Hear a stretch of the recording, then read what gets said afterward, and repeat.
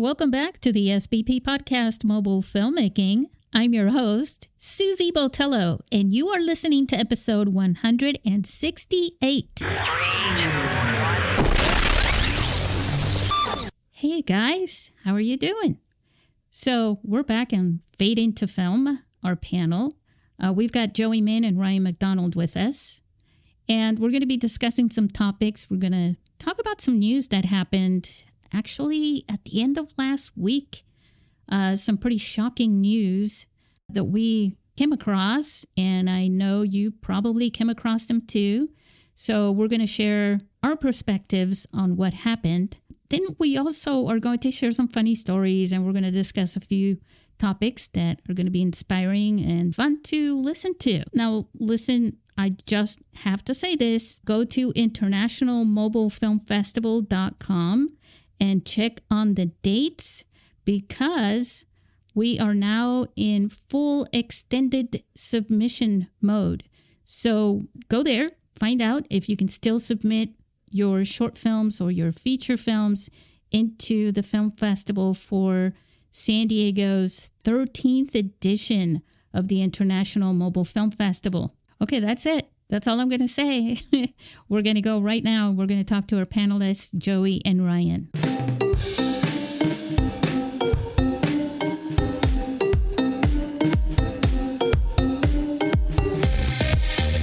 We are Fade Into Film.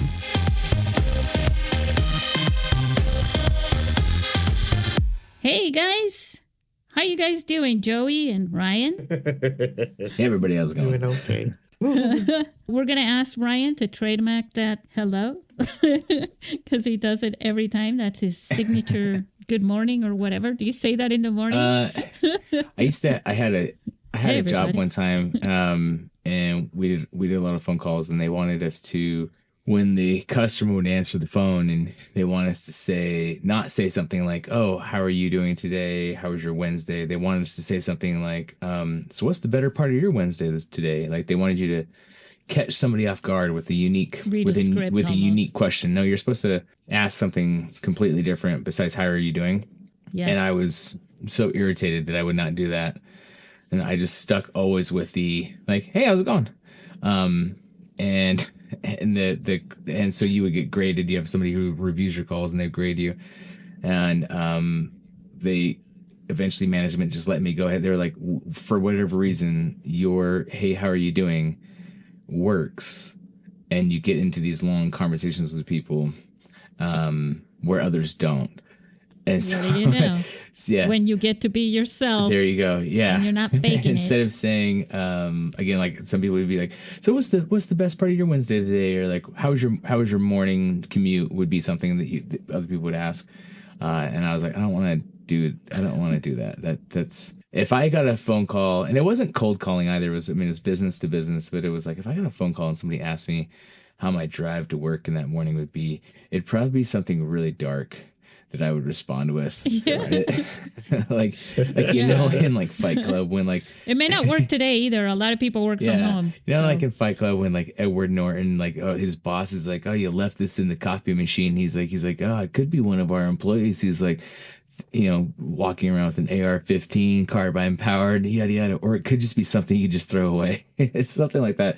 It's like, and so That just sounds like I don't know if you guys ever saw like the training tapes for like Old Country Buffet. You know about? And like the guy that cuts the meats at the buffet, like they had this video they put up. I'm so sorry for all the vegans out there. But it was just kind of like, trying to make small talk. Yeah. So it's funny and creepy at the same time if you really think about it. I used to be in sales, and one of the things that I learned to do is to actually look at people and don't go at them, just approach them as you would by being observant. Hey, where did you get those shoes? If they got cool shoes on or something like that. And that's how you start a real conversation with something where you're talking about them and you're complimenting them or something like that at the same. People love to talk about themselves. Right. That's oddly like a nostalgic advice that I remember hearing someone tell me. to try to talk to girls.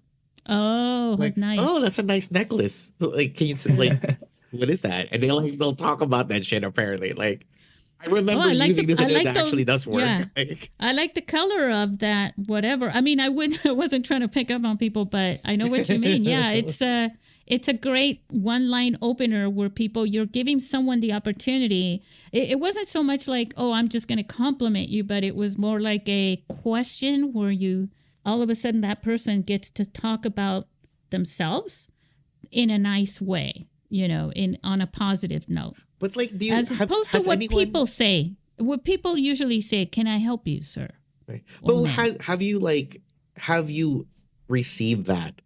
Then you responded because, oh yeah, you talk nice about yourself. Then you just realize, like, was I just manipulated to saying something nice about you know what I mean? Like, Well, that depends on how good you are at changing topics and things. Oh, speaking about changing topics.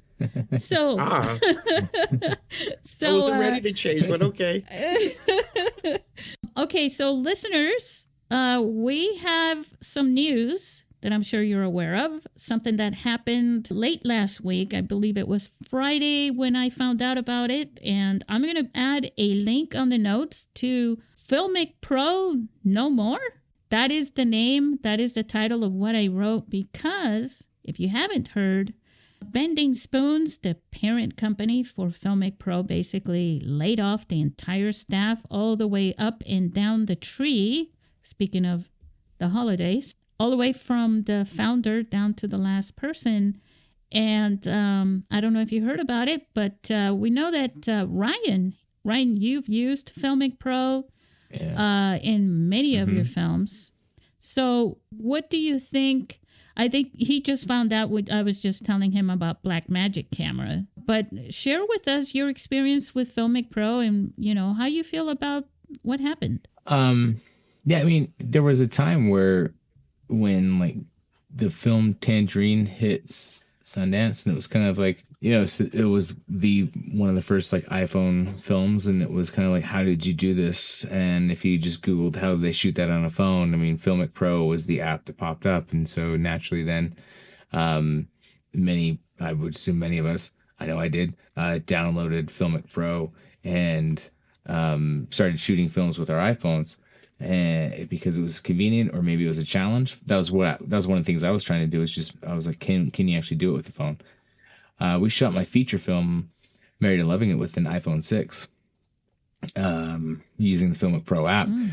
But you and I spoke a year ago about when Filmic Pro was moving to a subscription form, and I was kind of jaded about that because I had bought the Filmic Pro app. And it was a $30 app, which is kind of expensive. But that's how you unlock some of the features so that you can, the key things that you need to be able to record in 24 frames.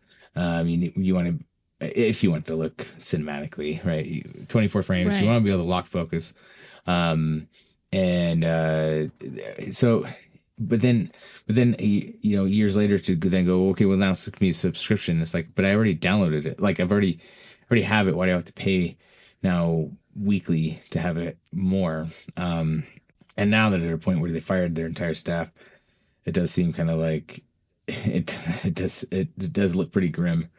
And for an app that was kind of like, it was the, I forget the name of the camera, but it's like the Lumet brothers camera of our time in mobile filmmaking. So it was the first camera that I can remember. Funny enough, Splice was a mobile editing app that I used to use on the go just to, edit quick little clips. At around the same time, 2012, 2013. I'm pretty sure it was 2013. And I used to use it, I remember I filmed a gopher in my backyard and I added some music, and things like that, and put it together with some titles and uploaded it to, social media, and look how cute and how funny. But Bending Spoons actually bought Splice as well. And I think that's what they do, is they buy apps and they turn them into subscription-based applications, for the phone. The most recent one they did was an app that I've been using for years. It's called Evernote. You guys ever heard of that? Mm-mm. I think so. Yeah, it's a note. Yeah, it's a note-taking app. It was really popular at first with college students and all students, really. But yeah, they bought that. That's their most recent one. So I think pretty much what happened was they got hit twice, one on the left and one on the right. They got knocked out, basically, because what happened was the iPhone 15 came out, and Filmic Pro was like the only app really that had log capture as a benefit, as one of the things that you could do with the app that the other apps out there, and there are many of them, didn't have. Right? They had the 24 frames, they had the focus, they had, all sorts of things, meters and all kinds of, features. That's the word I was using. And Filmic Pro had log capture. Well, the iPhone 15 came out. The Apple keynote event came out and said, hey, we're putting log capture on the iPhone 15. I should be more specific. The iPhone 15 Pro and Pro Max. And everybody got really excited about that because they also came out with and they were forced to do that, but the timing of both of those things together were really good for filmmakers. The USB-C cable allows them to film in ProRes with log capture onto an external hard drive. So by doing that, that just blew, everybody away. Everybody from our mobile filmmaking community and smartphone video, they were like, oh my God, this is a total game changer. The very next day, Blackmagic Design comes out and says, they come out with a press release and say, hey, by the way, we've got a brand new camera app that basically has all the features of Filmic Pro, plus a ton of technical staff that created this thing. They must have been working on that for a long time because they had a bunch of features on it. And they came out at the same time. But here's the thing. Blackmagic Design uses, they've designed the camera, the pocket cinema camera, right, Ryan? And the other thing they've done is they provide filmmakers and videographers with a free video editor, DaVinci Resolve. And it's tons of features and it's free. And so what happened was that came out the very next day. And so they got hit twice. And this was about, I think it was last September when that came out. And so now you've got Filmic Pro with their subscription-based fee, which is, originally it was going to be hundreds of dollars for the year. Then they made it so you can keep the legacy app, but they also had the subscription app, which was continuously being updated, at least at first, or maybe they just only got to update it a couple of times. And they pissed off basically a bunch of our friends and our community members because, they felt cheated. They paid for the app, the one-time app. They believed it said lifetime purchase, right? You get a lifetime license. That lifetime thing in the world of business and all these, tech and things like that, it's not really your lifetime. It doesn't really work that way. But when you say that and you've had it for a long time and you've built your community, your clients, your customers, they're part of a big community, and you do that to them. I think the rollout was really bad. Do you remember how that rolled out? It was like you went to open the app and all of a sudden an update and here's you got to agree to a subscription, and everybody was like, wait, what? Yeah. Where'd this come from? Yeah, it would have been nice if they would have created like an updated version. Like you could have like Filmic Pro original and then like Filmic Pro new feature, and just have a whole nother app. And I know that there's probably a lot of red tape around, greenlighting another app on the App Store. But for some of us who paid for it, and I'm sure when I say some, I'm sure there's a comma in that number of the thousands of us who paid for it. Like it was to go then into a subscription was already kind of weird feeling. And without knowing. But then now, that's bad PR. It was bad PR. And I'm sure. And then the other thing that happened was when anybody asked anything, they would cut and paste this answer. And they weren't really allowed to talk much about it. They signed an NDA when they went to sell their company to Bending Spoons. You just don't do that without an NDA. So their lips were sealed, basically. Their hands were tied, right? But it was still, in the eyes of our community, it's like, hey, you guys, it was your choice to sell, though. And you knew that when you were selling, this subscription model was going to take place, and we were not going to be happy about that. I mean, if they didn't realize people wouldn't be happy about it, I'd be surprised. But, go and read the article that I wrote. I have a lot of respect for Filmic Pro as a pioneer. I got a thing for pioneers, Joey.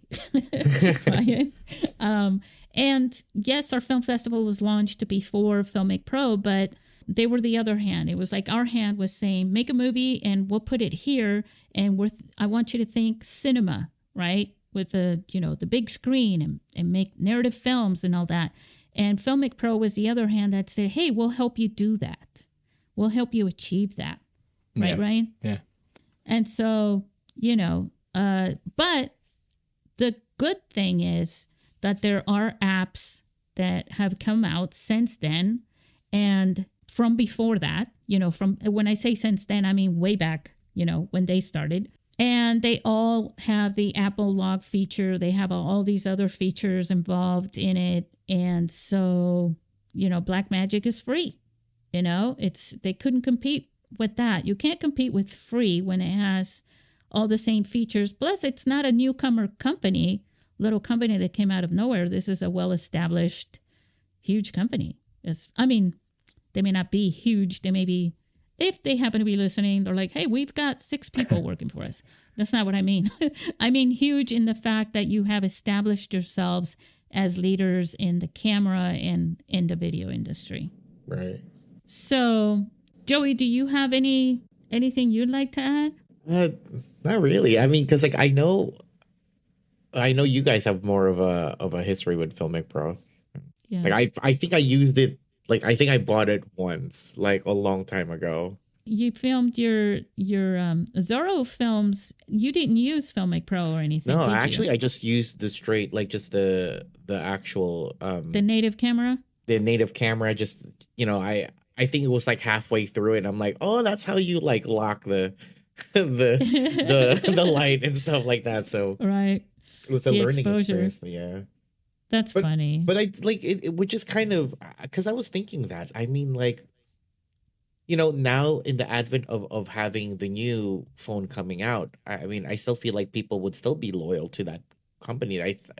Even though that Apple and Blackmagic kind of puts out their own app, I still think people would still be loyal to them, There are some, but I think, having been around in this for so long and have read the comments from people and, listened to people that have shared, their feelings about it with me.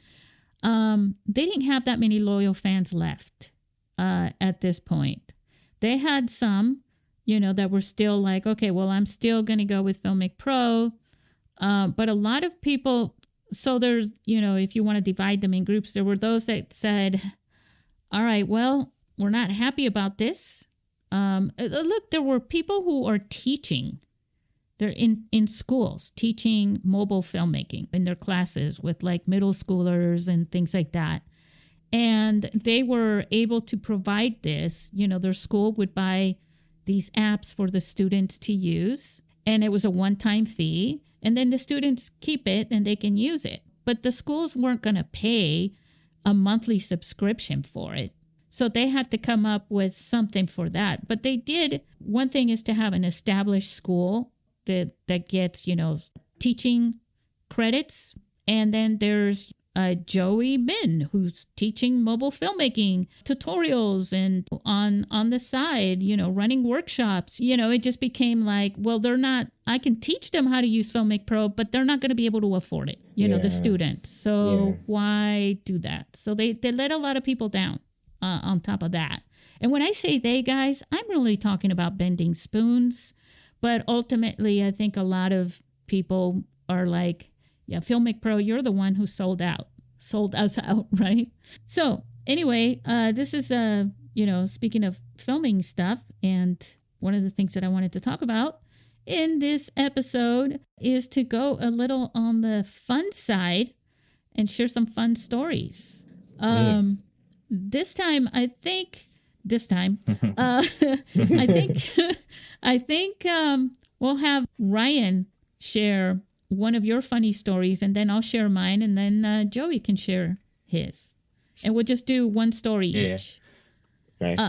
Okay. So Ryan, go. Tell us your funny. What thing that was funny that happened to you on while you were working on a film? Yes. So the story, because you asked us a couple of days ago, and I was thinking, I was like, there's just so many things. But one thing that really sticks out is going to be an accident happened on my feature film, Married and Loving It. And luckily, because we didn't have production insurance, the accident happened with me. So, but it was, if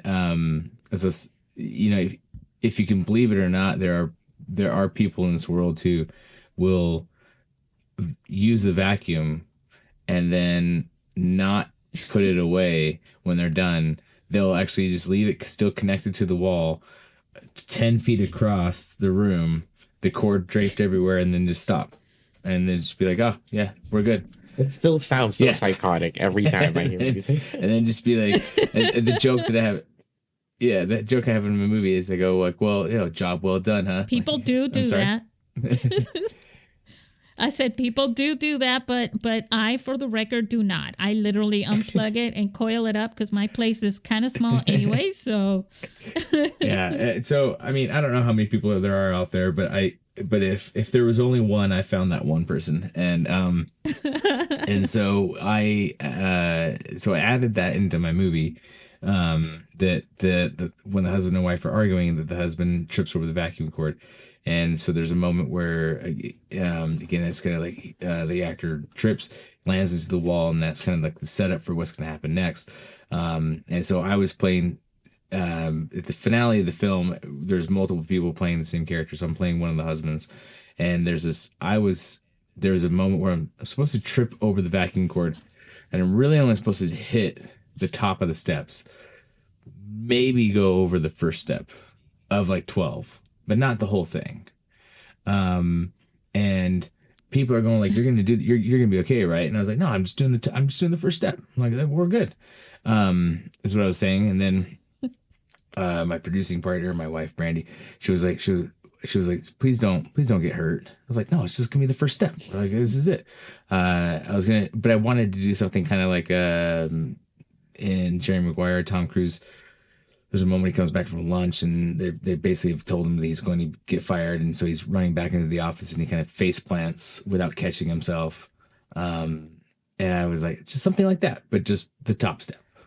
But people around me kind of all knew that this is going to go badly before I was really ready to acknowledge that this is going to go badly. Something you do badly all the time. And so, so.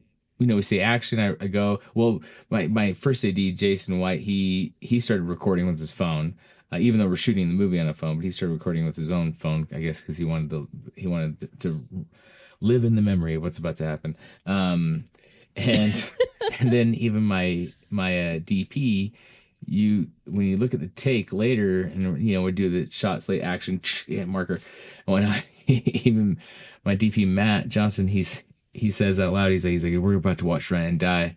And so I go cruising for the steps, and the idea was that it was all going to be in one shot. I was like, I'm going to fall, first step. That's it. The first step at the top. I'm going to fall. I'm going to stand back up. I'm going to yell my lines to the actress, and I want the stunt and the steps the stunt and the lines, same shot, no cut. And you're all confident. Yeah, that's what it's going to be. Yeah. So we go. The actress playing the wife goes in front of me. She hits everything fine. I, fake trip over the vacuum cord, and I go over the stairs. And very quickly, I realize that I have lost all control of my momentum, and I am flying down the 12 flights of stairs all the way down, and then when I hit the bottom, I think this part's in the movie too. You can hear this like grunt out of me because of how hard I hit the bottom. And then I'm still thinking like in my mind, and this is years before Tom Cruise like broke his ankle and then continued acting. But like this is me hitting the bottom. I'm like, oh my God, like, but the shot. So I stand up and I'm like, use that anger, and I just scream my obscenities at the person who's playing the wife. And then we rounded the corner of the stair because there's two sets of stairs. And I was like, man, I fell a lot further than I meant to. And I was ready to go. I was like, well, we look at the take, and unfortunately, because the plan wasn't for me to go all the way downstairs. So the DP, when he panned down, you can kind of see some of the other crew members, their feet, because they were close to try to get the sound. Because they were there not thinking you were going to hit them. Yeah. Well, I had assured them. I had spoken with everybody. No, I'm not going all the way down the steps. And they're like, really? It sounds like you're going to go all the way down the steps. I was like, no, guys, I got this. Like, yeah. As if I do this every day. And I don't. And so that's how confidently arrogant I was about what I was going to do. And just also how surprised I was when it all went wrong on me. And so so I was like, well, we got to do it again. But this time, like, just pan as I go down.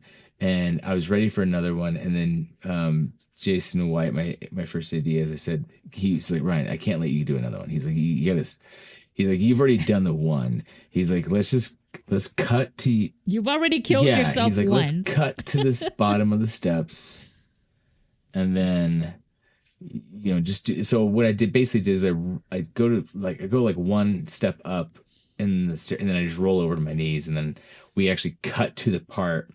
So the shot, so in the final edits, the shot of me hitting the thing, going all the way down the stairs, and then there's an insert shot of me hitting the bottom. That was kind of like, for safety and with nobody else's feet in the way. And then we cut back to me angrily, like screaming at the actress, the reacting from the first take, why I'm tripping over this vacuum cord all day long. But that was the mistake was.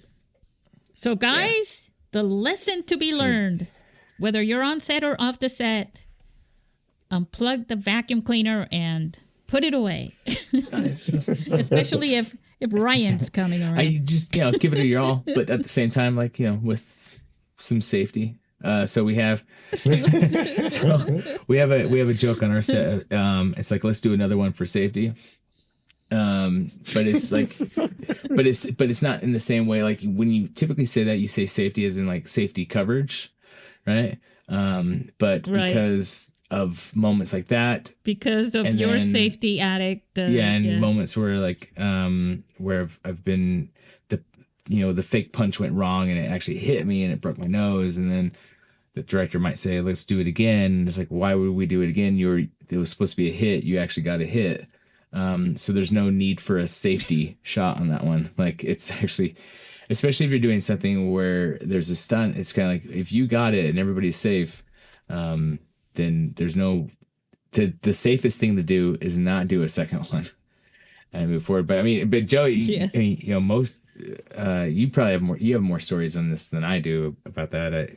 Mine was just people screaming at each other and there's one. Yeah, Joey, with your martial arts, there's gotta be. I've had stunts, yeah. Like there, earlier in my career, I actually dislike heights. I think early in my career, I had to do I had to do this bungee jump, like high fall from a building in Japan. And sorry. Is this the one that you talked about at the Q&A at that festival?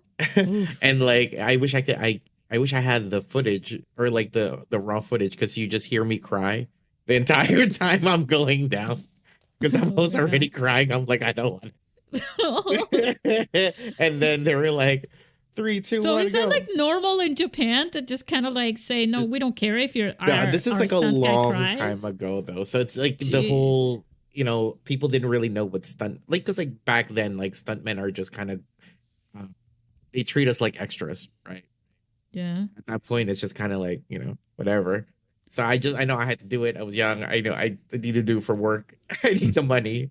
But I was like crying. They were like 3, 2, 1. I was like, and I fell out. I was like, oh God! Like, and you could hear me crying the entire. Oh my God, poor Joey. The stunt looked cool, but the sound was shit. He was crying the entire time.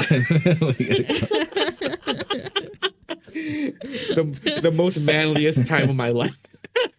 Oh my God! Oh. And when you say back then, like what date are we? Like what time frame are we speaking of? Yeah. I know. I'm thinking about like the 1800s, way back when they used to have people jumping off of trains in real life. This is before 2010. Oh, okay. I'm like, they're filming Hard Boiled down the street, and you're doing a bungee jump, like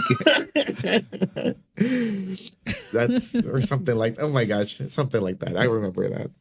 Then I realized I don't like falling from very high heights. I'll never do that shit. Well, I mean, like nobody really does. I don't think. Well, I mean, technically, you're flying until you hit the ground, right? I don't know if that's because by physics standards, I don't think that's flying. By definition, that's not flying. Well, that's how I see it. It's like, oh, you're flying, yay, until you hit the ground. That's why I'm in a position now where I tell other stuntmen to jump out of the building, and I don't care if they don't like it.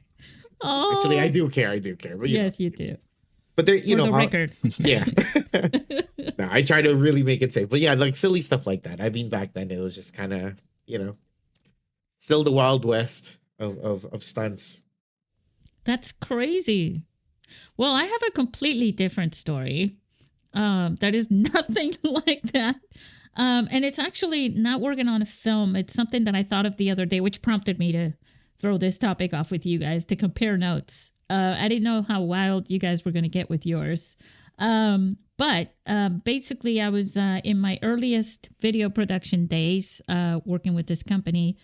And we were interviewing someone on location. It was at the construction of a trolley station.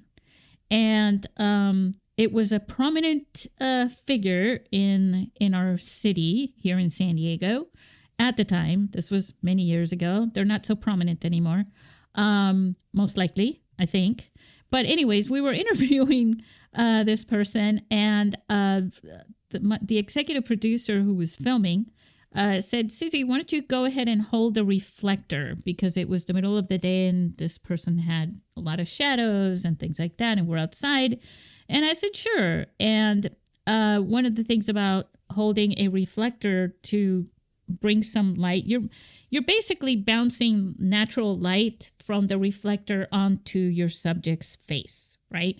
And so if you're moving around, their whole face starts to look like there's jumping lights all around. So you don't want to move. And so in the middle of this long interview, I start to feel something on my legs. And I'm not sure what it is. And I'm trying to not even imagine what it could be. And finally this thing ends. And I put down this reflector and I look down as I'm putting down the reflector, and it turns out, guys, I was standing on an anthill. So when I'm standing on an anthill, you imagine that there's ants all over, my pants. They were inside. They went up into my legs, and so I ran off into the car to take off my pants to get rid of the ants. And it's just an experience I've never had after that. And it can't compare to what you guys and your stunts, but oh my God. Was it like fire ant? Like just ants or like? They were, they didn't bite me, but I don't remember them biting me, but they were very, but this was a very long interview, and these ants were like, "Hey, check out these legs! check out these legs!" They were just like crawling all over my legs. I mean, it was just unbelievable. Which is why I normally don't run into a car to take off my pants. If it would have just been some ants, my legs were covered with ants. And I mean, it was a nightmare. It was horrible. I was really not happy. But, I stayed true to the game and I was professional. I think the executive producer was a little freaked out for me and told me, next time you may interrupt. I'm like, no, there's not going to be a next time because I'm going to make sure I know where I'm standing before, Yeah, yeah. Yeah. So that's our fun time after talking about the other stuff. But speaking about these things that happen on set, they don't have to happen to you, and by that I mean you guys. All of you guys that are listening. I want to discuss why passion is so important, though, in the filmmaking process. Now, had I not been passionate, and had Ryan and Joey not been passionate, somehow they probably would have quit in the middle of those experiences, right? Maybe not even gone through it all the way. If you're thinking about making a movie, and you've got no experience and you want to at least know what you're getting into before you go all out and do it, put people in danger of tripping over, power tool cords or vacuum cleaners or jumping off the top of buildings or whatever. Find some people that are making an indie film. Always look for an indie film. You're most likely, if you have no experience, even as a PA, as a volunteer, you're most likely not going to get brought into a Hollywood film. So be realistic and look for an indie film. I know that's how I started out, and it was a friend of mine from my college, my film studies, who was working on a film, and he said he had to be out of town, but he needed to replace himself on a short film. And would I volunteer to replace him as a PA? And I said, sure. And that's how I started out. And here's the thing. It was a rush. And that's why I'm saying film production is a rush. And I mean that in a good way. I was excited. I was happy when I left that film set. It was a weekend thing. I couldn't wait for the next day. I didn't even sleep that night. We were done at like midnight and we had to get up at 5 a.m. to go back the next day because we were making a film over the weekend. I couldn't be more excited. I had such a great time.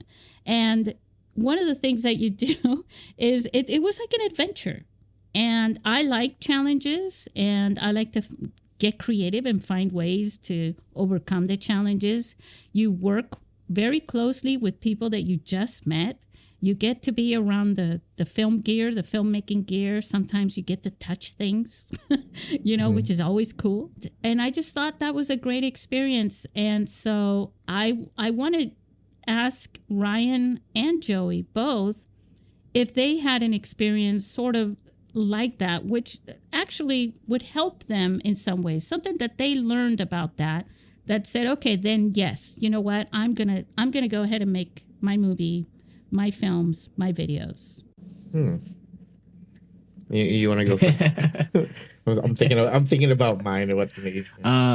Yeah, right. Well, so I mean, I was fortunate enough to discover the idea that I wanted to make films when I was at a young age. So my first times doing sets were really me, and I was in high school and I was doing the thing where you grab your buddies and you try to coax everybody to make a film with you, even if they're not actors or crew. And you're writing scripts in a Word doc, and you're just using the tab feature to try to get the scripts to kind of format themselves, things like that. So all of you were making films for the first time, right? Yeah, but I was the only one who was interested. I was able to convince my friends to do it with me. It wasn't like it wasn't like there was a group of us that were interested in filmmaking. It was me who was interested in filmmaking. I was just kind of like pulling them along. But then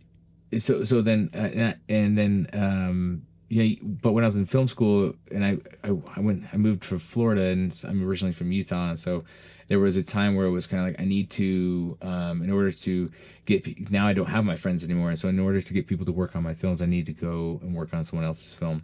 And so there's an intentional idea of like going and helping other people, because through that you're going to network.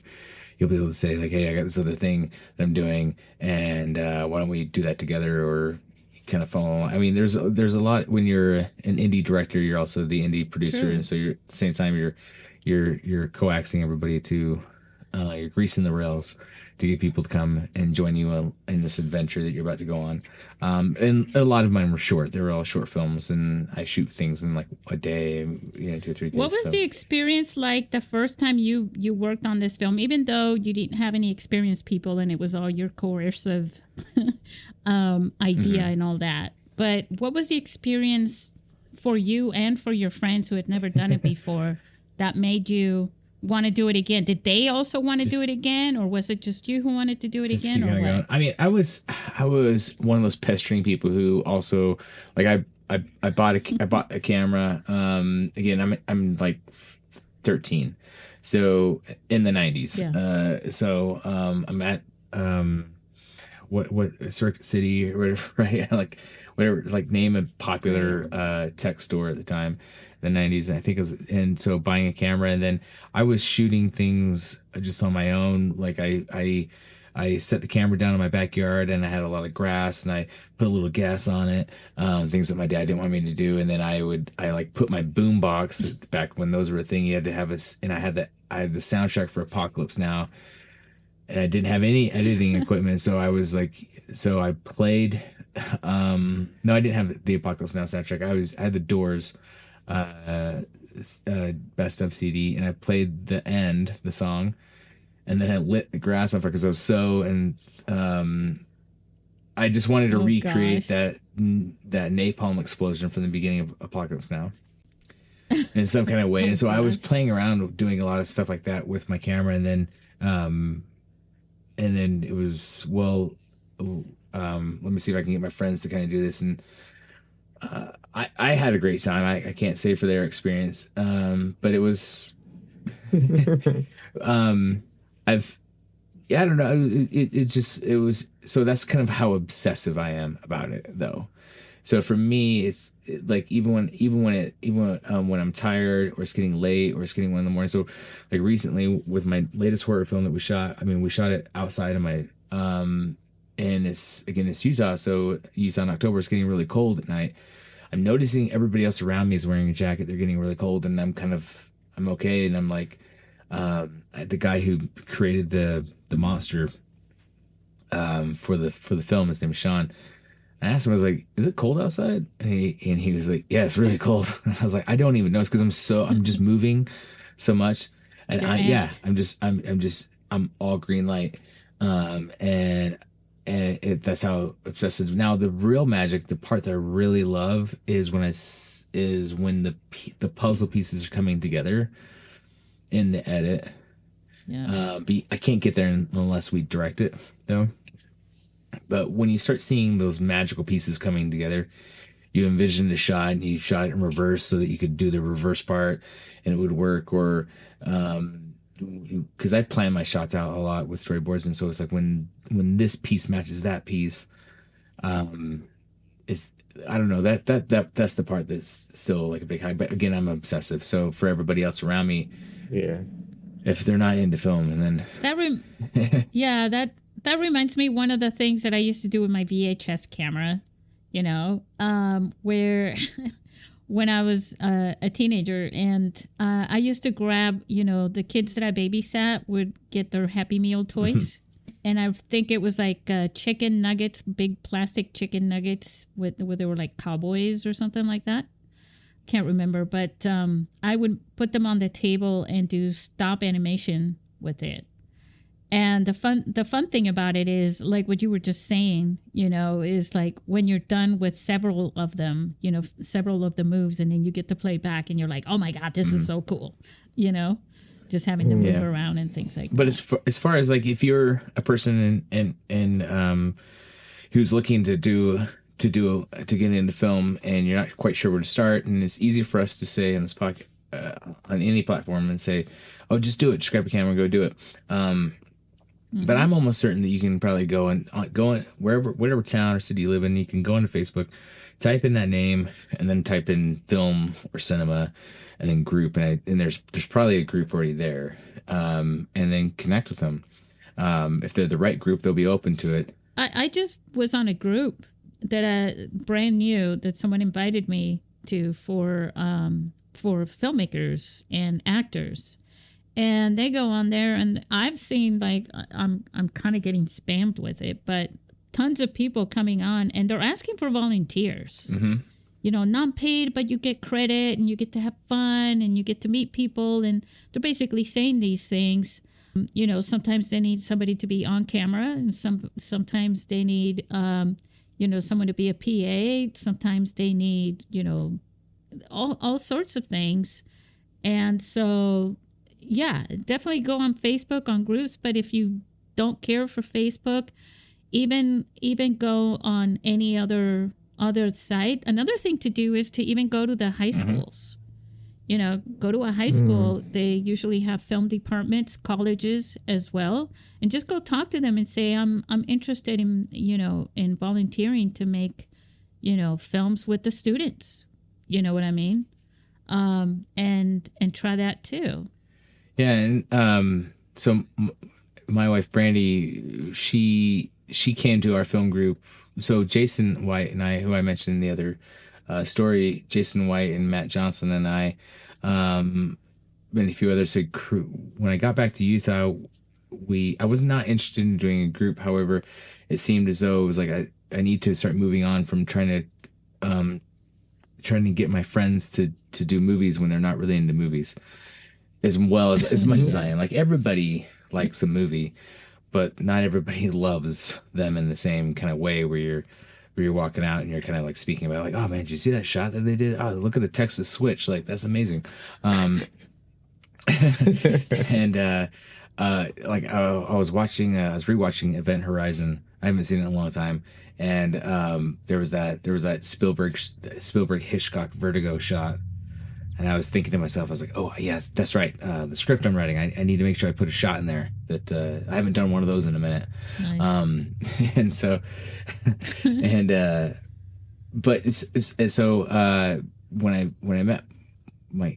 I met Brandy, she was looking for a film group.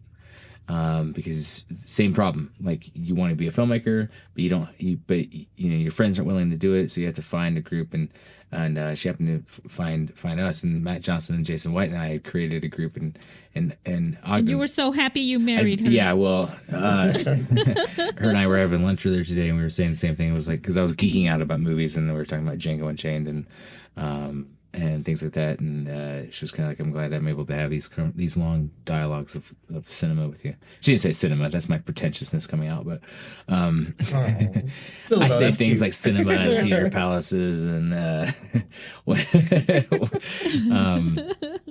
but the same thing applies. So we created a group in Ogden called the New Ogden Cinema, and the idea was to be an open group of people. So, because it's like, I might make horror films, but somebody else might want to focus on, family films. You only need 3 people to start a group.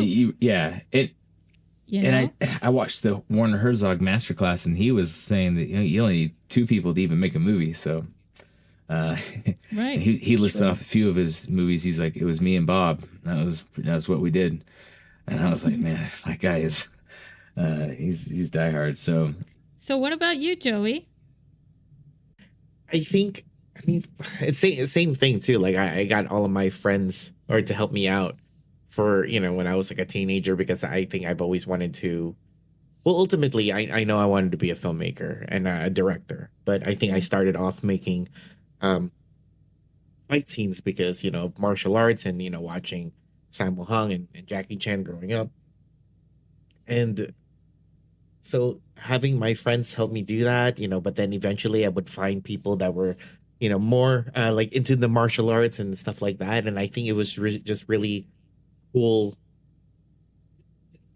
Like, I think what I still get a high from now is like the conception of something that was just in my head, to make it into something tangible. First, before, it was like, I think it was just the spirit of creation, where I, had everything in my head and I would just make everything on the spot, and that was like very, very fun. But ultimately, to actually expand and have like a bigger story, Like a plan. yeah, like a plan. Like, I never really liked pre-production, but I know now, like, I do get this high when I do finish like a project. Actually, I get it during when I'm like at post production, when I'm like editing it and it's like slowly coming together, and I get that high. Yeah. I just love it. And then after, I think, I'm sure other creatives have this. After you finish a film, especially, it depends on how long you worked on it. It feels like a breakup. I don't know, like that weird that after you finish a big project, it's just like, you were consumed by this one project for however long, and now that it's over and you just kind of let it out to the world, it feels like a breakup, and I need that time alone for a little bit, because like I feel That sad. happens when you're working as a part, like, you have part of a crew that works in pre-production, and then some of those members go into the production, and then some of those members go into the post-production. But within those three phases, there are people that only work in each one of those. Oh yeah. And when you're only working in the production part, it's like a dance in a way, right? It's like you're making this dance happen, this big performance where you're making things happen. These things have to be timed right. These, the sets and the filming and all this stuff. And then it's like, boom, and then it's done. And then you say goodbye to everybody, and you're like, oh man, you're driving home. I think I've mentioned this before. You're driving home and you're just like super amped. You know what I'm saying? At the same time, even though you've done 12-hour days for like 4 days in a row or something, and you're super amped and you can't get it out of your head and you can't sleep, and you're just like super excited, and you're like, guys, we're going to do this again, right? I mean, yeah, right. But I'm just saying, like, as just like a singular, person, for most people that wouldn't have a crew, that you work on something, and it's like, your vision and your plan and your passion and your craft, and once you finish it, there is that moment of sadness. It's like, oh, it's the breakup, right? So yeah. I don't know. I don't know why. I honestly don't even know why I keep making a fucking movie. It's like stressful as hell if you really think about it. But I keep doing it again and again and again. It's a drug. Because each time it's never exactly the same, and the anticipation of what it could be, that's part of the adventure. Mm-hmm. Yeah. That's part of the adventure that you're getting into. So, well, it's unfortunate because it's the one art form where you need other people. Because you can write on your own, and you can paint on your own, but unfortunately with film, because even if at some point, like, you are the director, somebody's the subject, but you need some, like, it's a collaborative effort, and that's the unfortunate part. But it's also the fun part, but the stressful part, right?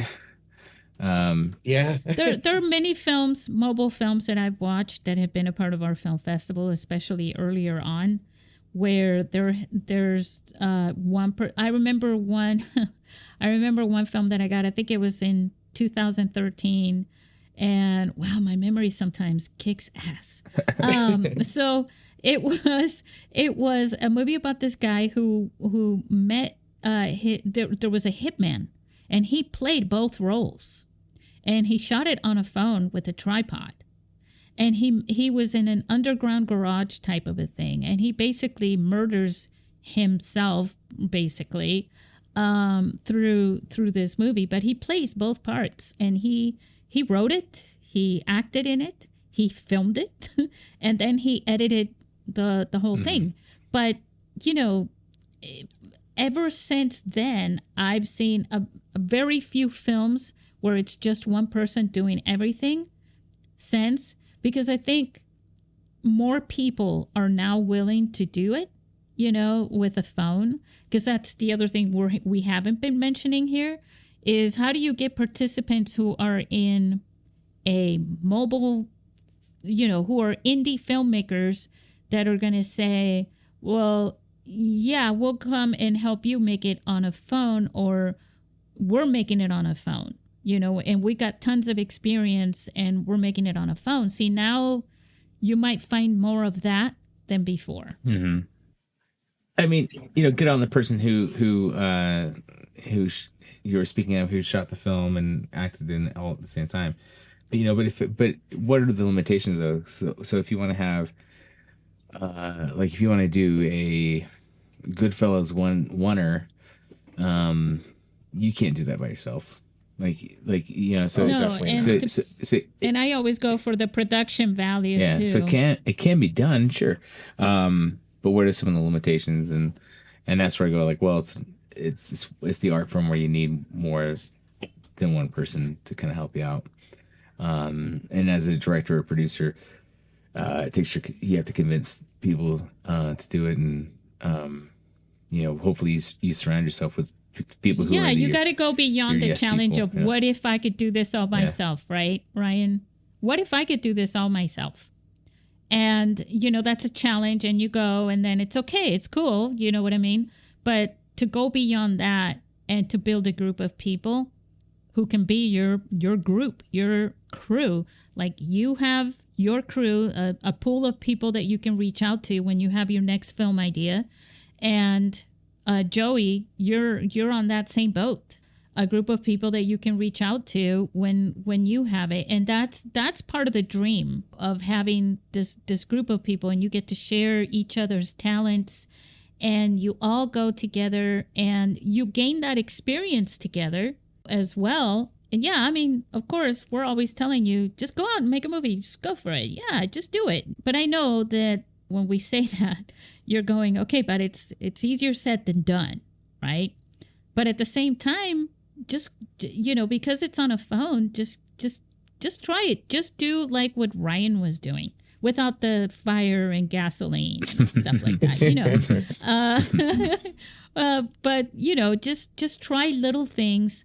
And you gain experience just by trying and failing. You get so much, you learn so much for every mistake that you make on your own. There should be almost a law. Like, we should be saying, go out and fail.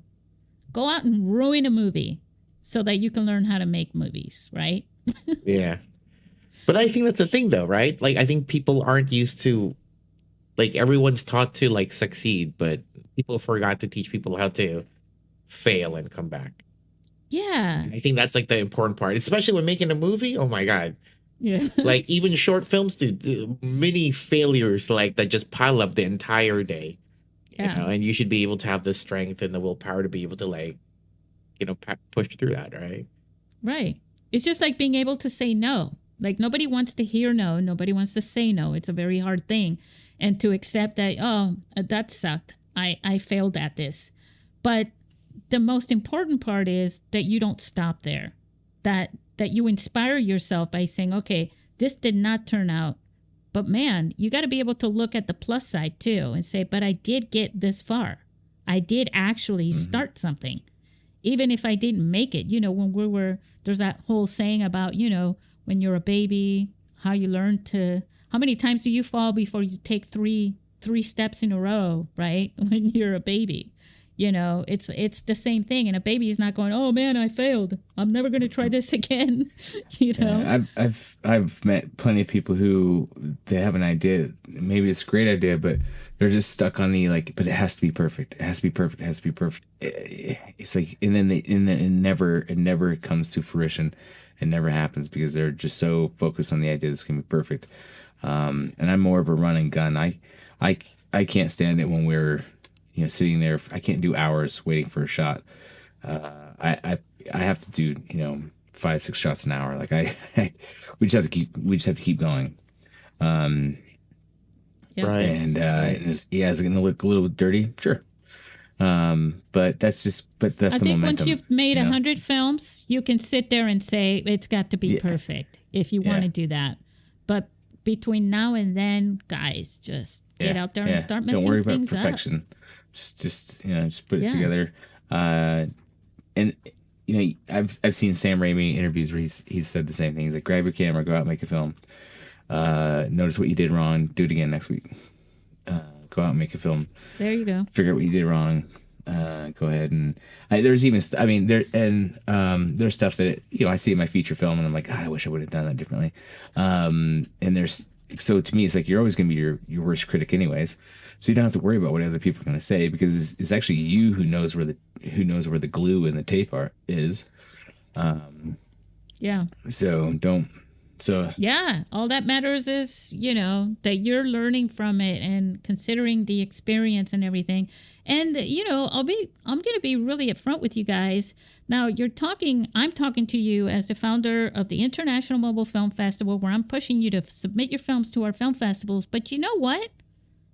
If you don't like what you shot and you can't go beyond showing it to some family and friends, don't submit it to a film festival. Not everything that you shoot has to go into a film festival.